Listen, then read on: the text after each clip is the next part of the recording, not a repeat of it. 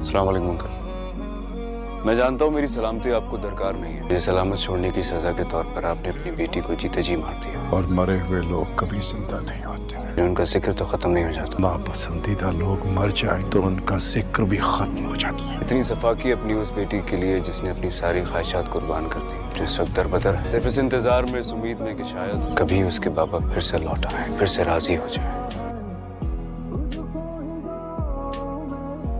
ये लोडेड है। अब चाहे तो आज मुझे मार दे। यहाँ कोई नहीं है मेरे साथ, कोई मेरा पूछने भी नहीं आएगा। आपका इलाका है, मुझे मार के यहीं काट दे और इस दुश्मनी को हमेशा के लिए खत्म कर दे।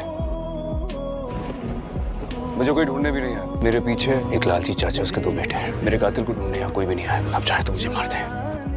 मुझे मार के रईस शाहजमा की नस्ल भी खत्म हो जाएगी और शायद आपका गुस्सा भी। मार दे मुझे, लेकिन एक वादे के साथ। मुझे मार के आप फजर को पूरी इज्जत के साथ घर लेके जाएंगे, माफ कर देंगे उसे और उसे वही मोहब्बत देंगे जो आप किसी जमाने में दिया करते थे। मार दे मुझे। तुम्हें लगता है कि मैं तुम्हारे खून का प्यास हूं? मुझे तो मेरी बेटी की वफा की आस ने मारा। जो बात आपको धोखा लगा और किसी की जिंदगी की आखिरी उम्मीद भी तो हो सकती थी।